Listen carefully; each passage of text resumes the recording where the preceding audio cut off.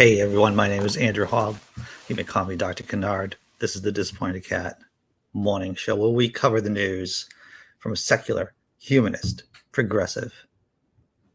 There are many adjectives. Angle, that's what we're doing. We crammed all of those words into one acute angle. We like acute angles here because they're very pointy. First news story today. Paul, I'm pronouncing his name, Oebel, 63, founder / CEO of Faith Unveiled Network, anti-vaxxer, and dead from COVID. You may wonder, what is the Faith Unveiled Network all about? I'm glad you asked, everybody. They have hard-hitting journalists on there, like Kevin Sorbo's wife, Sam Sorbo. She does the Sam Sorbo show.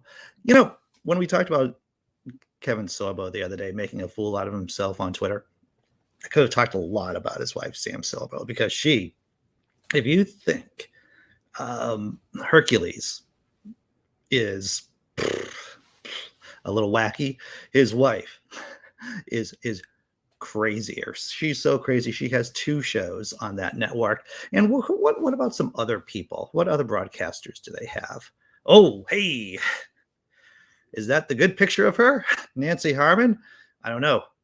That's maybe get a better photographer. I don't know. All right.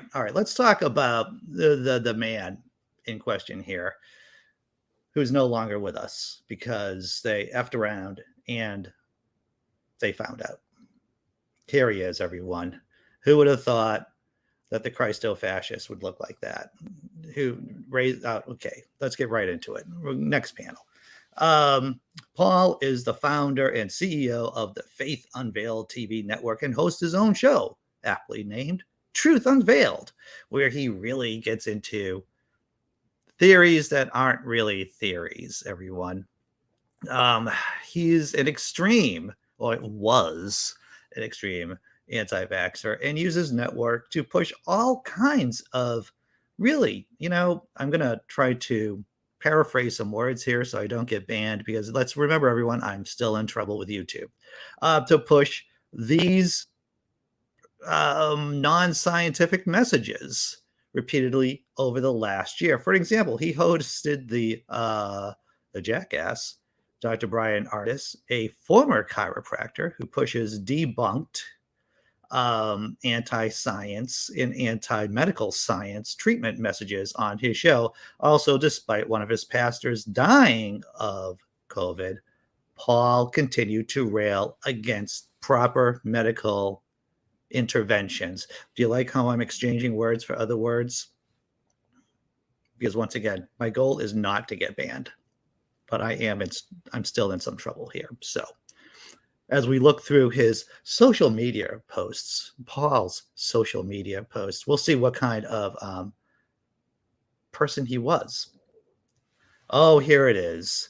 I hope you can all read that. Canada is now removing restrictions because, that thing that wasn't a hoax that's what Paul was saying. And look, at least on Facebook, his post was flagged by independent fact checkers to be false information. We give Facebook a lot of crap. In fact, our last story today is all about Facebook and how the Europeans are telling Facebook to go F itself. Let's take a look at another one of Paul's social media posts. Stop trusting the person you're supposed to be trusting.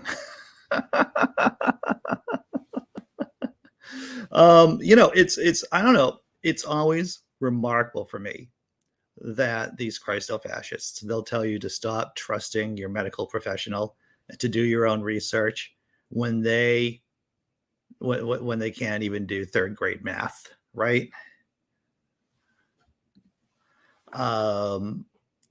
See, another. This is, of course, another social media post flagged by independent fact checkers on Facebook. But wait, let's not forget, Paul's no longer with us. And just like with so many other people we've seen come through the show, people who were anti-science, there's always the post by their friends. It's like, oh, he's not doing, or she is not doing so well. And here's that post, everyone. Then this is from, of course, Gina Guy War. I don't even know why. War is it all in caps. That person seems to have a couple of mingling psychiatric diagnoses. Truth and Love Ministries. It's an update. And look how they write it. Warriors. Paul's report today has taken some steps back. Yeah, okay. Yesterday, Paul aspirated. That means you're basically, aspiration means you put something that should not be going into your lungs. That's a mucus plug into his lungs. As a result, he is now on aspiration, secondary type of pneumonia on top of the COVID pneumonia. The report isn't back yet on the cultures of the mucus plugs they found on both lungs. They should be back tomorrow. No time to get battle weary, my friends. We knew this wasn't going to be easy, but God, all in caps, of course, to him be all glory when Paul is healed. Thank you all. Couldn't do this, right? So, and I'm sure one of you in the chat right now are thinking to yourselves, wow, somehow Paul, who is sick from COVID, is getting probably some really good medical treatment in the hospital, but why didn't he just go to faith healers? I mean, after all, if he was a real believer, he wouldn't be relying on medical science, since he spurned medical science, since he decided not to get the vaccine in the first place. But logical consistency is not a virtue with some people. Oh. Now here's the death post. Please pray for the minister of Paul Oebel. My heart is heavy. He was one of the most open, foolish, I'd say, believers in Christ. I know he is in heaven, but he will be sorely missed. And God just got another. I'm just using this voice here because Marty seems to be really, I don't know. I'm just picturing this is Marty's voice. God just got another angel, Paul. Ray Oebel got his wings and is rejoicing with God, and you will be missed until we meet again. R.I.P. Love you, brother. Single tear. You know, when someone, Paul Oebel, doesn't make it from COVID, I'm not too sad, because they use their platform, everyone. They use their large platform to continue to brainwash and to spread their filth, their anti-science filth. So, Paul Oebel, the world is a better place without you. Gonna check out the chat. Listen, if you're watching on Twitter, if you're watching on Facebook, you'll see me interacting with the YouTube chat. It's far easier for me to see you on Twitter. I can't even see if you're making a comment or not. You can come on over to the Laughing in Disbelief YouTube channel, and you can interact with all of us here. 45 comments in the chat. It's a lot of chat this morning, everyone. I'm going to try to keep up. I'm going to try to catch up. Good morning. Good morning, Dee Parks. Good morning, John Christian. Glad to see that you're here. What's up, KCA Randall? Jessi Bear, I have to tell you, I was reading some of the comments before the show started, and as a person who was the primary caregiver for his children, I can sympathize and empathize with you about having to argue with medical professionals and non-medical professionals about the health care that your children need. It's a slog. That's what it is. What's up, Simply Secular Dave? Yeah. I hope your day gets better, Jessi. Definitely. All right, John Hudson. John Hudson's hanging out. Good to see you, John Hudson. Tesla Ranger. It will never happen to me until it does. That's right. Well, once again, if you don't, now listen, you don't have to be a statistician to get a sense of numbers, right? You can have basic principles, understand basic principles of the maths, and kind of wrap your mind around what's going on and have a numerical sense about you, so that when you say, well, only 1 in whatever people die of of the disease, it's like, yeah, well, in a large enough sample, that's going to be a lot of people. And you could be one of those folks. Yeah. Anti-intellectualism. It's always been around our neck as a nation here in the States. Just checking out, keeping up with everyone. Simply Secular Dave says, I cannot believe that all their prayer procrastination didn't save Paul. Thank you for the sarcasm note. Some people may not get it right there. What's up, Sean? I hope you're doing well. Crystal, hello. Good morning to Crystal. All right. John Christian, nowhere in the Bible does it say we turn into angels. I think people who believe that maybe were watching Laverne and Shirley or Happy Days, and they just, or It's a Wonderful Life, and it's just assumed that people turn into angels, and they don't. They don't. Angels are a different group. God just got another angel. That's not how Christianity works. Humans don't turn into angels. Yeah, can't even get their own religion, right? True enough, everyone. Theo says, I've got a friend who ended up in the ICU and didn't change his mind on the vaccine. Let's face it, there are just some people who will go to the grave denying. We've seen that many times here on this channel, that there are people who will go to the grave denying the fact that they have COVID. All right. Already halftime.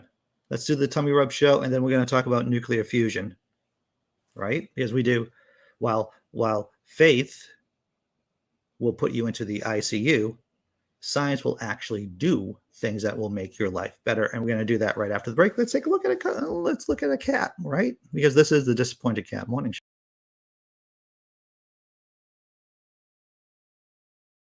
Yes. Boo knows he's adopted, and he had no problem with it at all. He looked at me and he said, Baba, is that why I'm more handsome than you? And I said, yes, Habibi.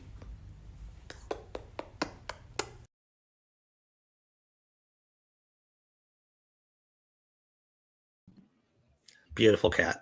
Funny set of videos that guy makes, everyone. Okay. You want to talk about nuclear fusion? Once again, all of these stories, the links to them are in the description below. No ads on this channel, everyone. Don't do that. This is completely funded by viewers like you, YouTube members, super chats, patrons, people who toss me a couple of shekels, Venmo and PayPal links in the description below. And if you can't afford to throw a shekel in, then just tell a friend if you could, right? All right. Major breakthrough on nuclear fusion energy. Is it a major breakthrough? I'm going to let you decide. We'll figure it out, everyone. Let's go. The UK-based Jet Laboratory has smashed its own record for the amount of energy it can extract by squeezing two forms of hydrogen. If nuclear fusion can be successfully recreated on Earth, it holds the potential of virtually unlimited supplies of low carbon, low radiation energy. The experiments produced 59 megajoules of energy over 5 seconds. That's 11 megawatts of power. That is more than double what was achieved in similar tests way back in 1997. It's not a massive energy output. It's only enough to boil 60 kettles worth of water. But the significance is that it validates design choices that have been made for even a bigger fusion reactor now being constructed in France. I was talking to the girlfriend about this yesterday. She goes, we've been hearing about fusion power for decades, the attempts at getting fusion power. Yeah, but it seems like it's getting closer. It seems like, and let's face it, if fusion power becomes a thing, there goes fossil fuels as a major pain in our butts, everyone. Let's go to the next panel. The ITER facility, and this is the one that's of course, in southern France, is supported by a consortium of world governments, including EU member states, the US, China, and Russia, is expected to be the last step in proving nuclear fusion can become a reliable energy provider in the second half of this century. Operating the power plants of the future based on fusion would produce no greenhouse gases and only small amounts of short-lived radioactive waste. Unlike the radioactive waste that we have now, which lasts for how long? I'm sure someone smarter than me in the chat knows this. Centuries, thousands of years, tens of thousands of years. Fusion works on the principle that energy can be released by forcing together atomic nuclei rather than splitting them, as in the case of the fission reactions that drive existing nuclear power stations. In the core of the sun, I'm going to use my science guy voice, huge gravitational pressures allow this to happen at temperatures of around 10 million Celsius. At the much lower pressures that are possible at Earth, the temperatures to produce fusion need to be much higher, above 100 million Celsius. Maybe that's my science voice and Captain Kirk voice. I don't know. No materials exist that can withstand direct contact with such heat. So, to achieve fusion in a lab, scientists have devised a solution in which the superheated gas, or plasma, is heated inside a donut-shaped magnetic field. Is there a little graphic? Wow, here it is. See? Hydrogen atoms are heated. They get mashed together. And then you have the neutron heating, and then you get the water heated and the steam, and you make the electricity generators, the rotors go around and around in a big circle, creating electrical heat. See, this is my idiot brain trying to make sense of science, everyone. But I think you all understand what the process is. We're all smart people here, right? You're smarter than I am, probably. I'm going to check out the chat. Cindy Plaza's here. What's up, Cindy Plaza? Always good to have Cindy Plaza in the house. Simply Secular Dave. I see some of the Canadian looking down your nose at us poor people here in the States. The U.S. can't get aboard with 5G. You think that they are going to allow nuclear power like this? Okay, Dave. Maybe that is absolutely true. Maybe that is absolutely true. Amazing how much tech is invented by the Brits. I don't know if you've ever seen my ex-wife. Her parents came over from Scotland. Her dad, engineer, and there was I'm sure that a lot of you over in the UK are familiar with the area, have seen the poster or the meme of what the Scots have done in history. They punch over their weight in terms of scientific discoveries and engineering feats. But how much energy does it take to make the reaction? That's a very good point, Amy Basile. At what point does it what's the return on investment, right? So it doesn't matter if you get like 60 million joules of electricity out of the reaction if it takes you 100 million joules of energy to make it happen, right? Good points. All right. You want to talk about Facebook? You want to talk about Meta? You want to talk about Instagram? You want to talk about the EU? Let's talk about that for a second. Because it seems like perhaps many of the European countries have had enough of Meta's crap. Meta's threat to close down Facebook and Instagram in Europe backfires as EU leaders embrace shutdown. Life would be very good without. Of course, those of you who are familiar with the EU, there are many voices in the EU, and this happens to be two voices from France and Germany, basically in a press conference, calling out Mark Zuckerberg and saying,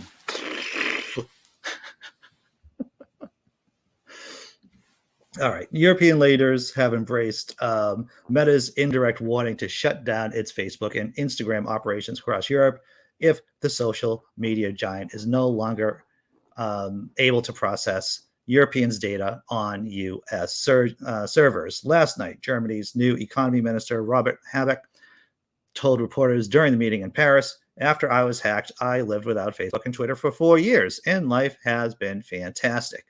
Speaking alongside his German colleague, French finance minister Bruno Le Maire added, "I can confirm that life would be very good without Facebook, and we would live very well without Facebook."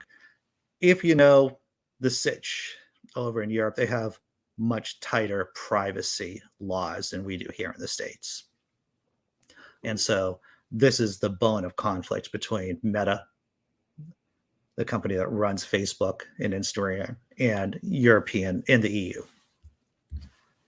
The social media giant's owner reportedly warned in its annual report that the key issue for Meta is transatlantic data transfers regulated via the so-called Privacy Shield and other model agreements that Meta uses or use to store data from European users on American servers. In a recent report to the U.S. Securities and Exchange Commission, Meta warned that if a data transfer framework is not adopted and the company is no longer allowed to use the current model agreements or alternatives, the company will probably no longer be able to offer many of its most significant products and services, including Facebook and Instagram, in the EU, according to various media reports. Sharing data between the countries and regions is crucial for the provision of services and targeted advertising, Meta stressed. The current agreements to enable data transfers are currently under heavy scrutiny in the EU. There's talks, there's negotiations, but let's face it, Mark Zuckerberg is just making a hollow threat. If you've been following Facebook's news, they are not doing well as a company. There's no growth. Actually, they're losing users here in the States and in Canada. And so Facebook is something that my generation uses, the older generation uses, maybe some millennials. But when you talk to the Zers, if you talk to your kids or your grandkids, or if you're a Zer yourself, I don't think Zers use really Facebook at all. It's all Snapchat and TikTok. And even though Instagram has attempted to use and Facebook has attempted to use facets of TikTok, it's just not the same It's just not the same thing.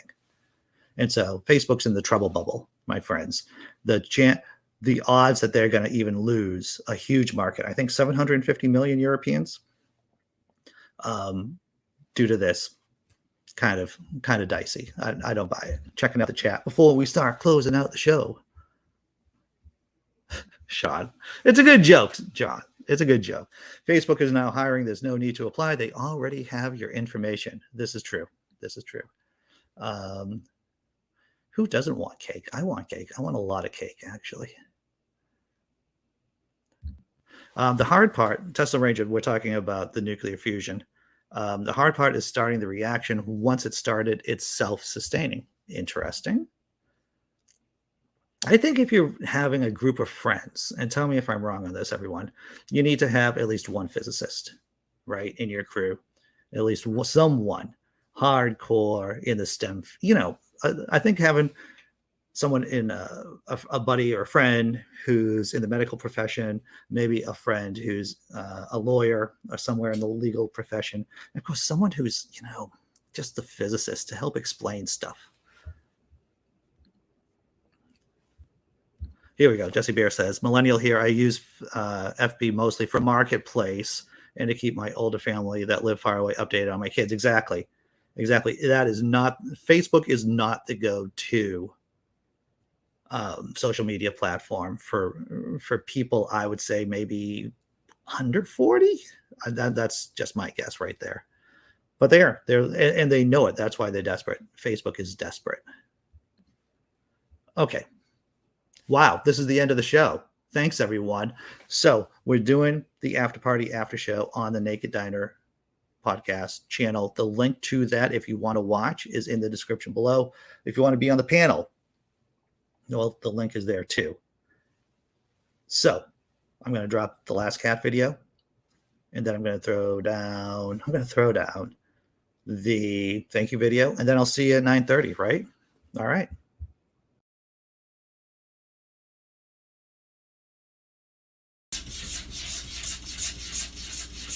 The door is open.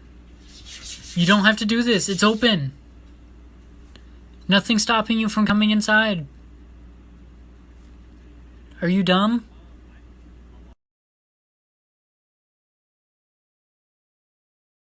There was a reason for the owner to shame his cat for liking just scratching on the door. That was unnecessary. That's just my little editorial comment on that.